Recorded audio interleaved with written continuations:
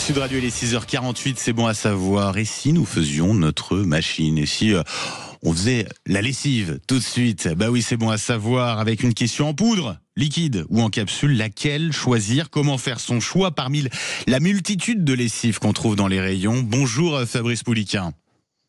Bonjour. Et merci d'être avec nous ce matin sur Sud Radio. Vous êtes journaliste à l'UFC Que Choisir, qui publie comme tous les 2 ans un comparatif des différents types de lessive. Aujourd'hui, déjà, on en est où au niveau des ventes? C'est quoi le type de lessive qui se vend le plus actuellement?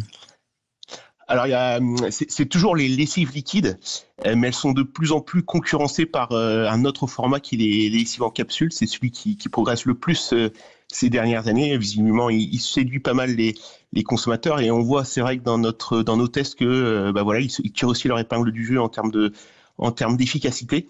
Et le troisième format quand même qui se vend assez bien aussi, c'est les poudres, même si c'est un peu en retrait. Mais voilà, c'est vraiment sur ces 3 formats-là, poudre, capsule et liquide, que se font le plus les achats. Oui, c'est ces 3 formats-là qu'on a testés. C'est ce qui se vend le plus. Vous avez testé effectivement ces 3 formats. Le résultat, ça donne quoi de cette enquête, Fabrice Pouliquen?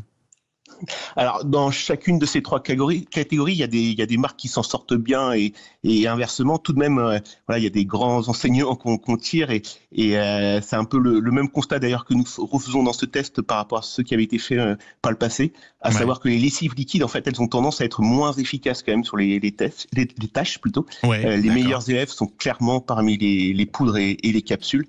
On fait le même constat pour la capacité de la lessive à préserver le blanc du linge, c'est-à-dire à lutter contre son grisaillement. C'est un autre critère important forcément. Là encore, donc les performances des lessives liquides sont globalement un peu en retrait par rapport aux capsules et aux poudres. Et au final, ce n'est que sur les couleurs que le rapport s'inverse. Cette fois-ci, c'est bien les liquides en fait qui ont les meilleurs résultats à nos tests sur l'aptitude à préserver ces couleurs, à ne pas les affadir, alors que les capsules et surtout les poudres sont un peu plus agressives, donc vont avoir tendance justement à les affadir. Alors au final, on pourrait être tenté quand même d'opter pour le format lessive en capsule, c'est celui qui offre le meilleur compromis parce qu'il est un petit peu moins agressif justement sur les couleurs. Mais voilà, il y a toujours ce problème-là ce bémol-là avec les capsules, qui est celui de la sécurité vis-à-vis des enfants, qui se pose toujours. Ça, c'est une vraie question qui se pose à ce niveau-là. On n'a pas trouvé la solution du côté des marques.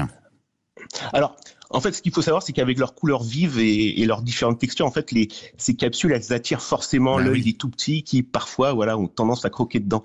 Ces incidents sont pas si rares, hein. Si on regarde les statistiques de l'Association des centres anti-poison en France, rien que l'an dernier, toujours, ils recensaient 1300 cas à peu près d'intoxication aux dosettes. Alors, c'est pas forcément les lessives. Alors, il y a quand même du mieux, hein. Depuis 2015, en fait, les fabricants doivent appliquer des mesures de prévention, avoir des boîtes opaques, des fermetures renforcées, des pictogrammes, des produits amérisants aussi sur les capsules en elles-mêmes qui vont inciter l'enfant à recracher tout de suite la capsule. Mais voilà, donc on regarde, si la grande majorité de ces lessives capsules sont en phase avec cette réglementation, on trouve à chaque fois dans nos tests au moins une référence qui faillit sur un de ces points. Et là, ce fut le cas encore dans le test là que nous publions ce mois-ci, avec une marque dont les capsules que nous avons achetées en magasin ont éclaté trop rapidement à notre test de compression. Donc le risque, c'est qu'elles éclatent aussi trop rapidement dans la bouche de l'enfant.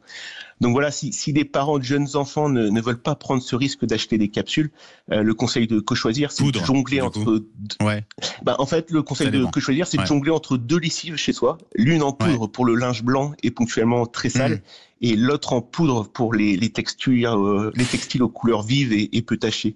Donc voilà, c'est ce qu'on préconise. Après, chacun fait comme il veut, quoi. Bien sûr, vous avez testé alors différentes marques, des grandes marques, des marques de distributeurs, des références issues du discount.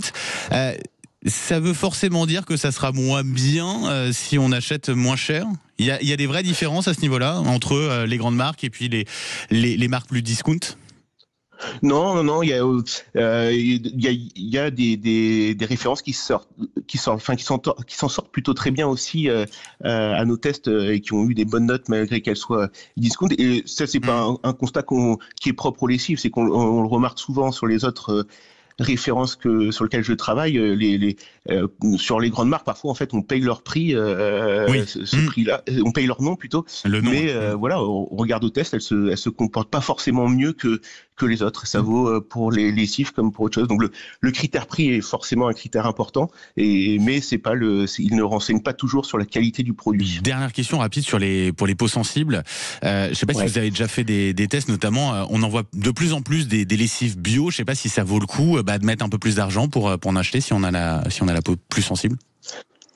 Alors, nous, le problème, c'est que ce qu'on montre surtout, c'est que on sait beaucoup. Le problème des lessives, comme d'autres détergents, c'est qu'ils peuvent contenir notamment des conservateurs et des parfums allergisants. C'est notamment un des parfums, parce que sur les lessives, les fabricants jouent beaucoup sur l'odeur, sur le parfum pour se démarquer de la concurrence. Et nous, ce qu'on avait montré justement dans une grande étude qu'on avait fait à l'automne, c'est qu'aujourd'hui, la réglementation est trop peu protectrice. La réglementation européenne, elle impose un étiquetage des fragrances allergisantes de 56 seulement fragrances allergisantes. Ouais, c'est ça. Et alors, seulement quand elles dépassent la teneur de 100 mg par kilo.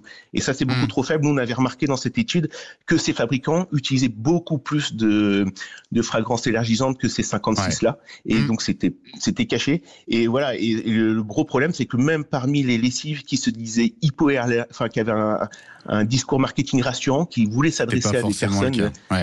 Non, voilà, ils utilisaient aussi des allergènes cachés. Donc, là-dessus, c'est très problématique pour nous et on demandait vraiment. Alors, il y a la réglementation européenne qui en dit. Enfin, il y a des discussions pour la renforcer, donc c'est bien. Il y a aussi l'ANSES de son côté en France qui travaille sur la mise en place d'un sort de note environnementale, un peu comme le Nutri-Score, mais une note mais il y a encore environnementale. Du travail.